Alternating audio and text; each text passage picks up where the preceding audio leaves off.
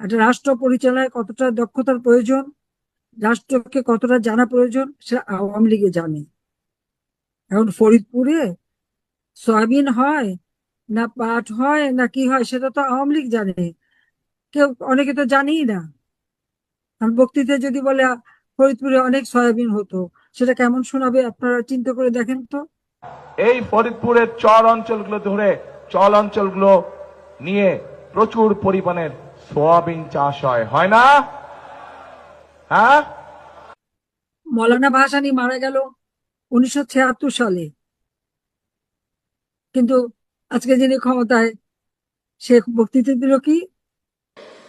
যখন 1979 সালে নির্বাচনের সময় আসলো, সেই সময় মৌলানা ভাসানী শহীদ রাষ্ট্রপতি জিয়াউর রহমানকে বললেন, তোমার হাতে আমি ধানের শীষ তুলে দিলাম।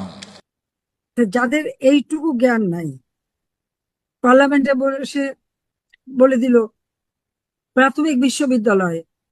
বর্তমানে প্রাথমিক বিশ্ববিদ্যালয়গুলোতে মোট শিক্ষকের সংখ্যা বর্তমানে প্রাথমিক বিশ্ববিদ্যালয়গুলোতে মোট শিক্ষকের সংখ্যা প্রাথমিক বিশ্ববিদ্যালয়টা কোথায় আছে?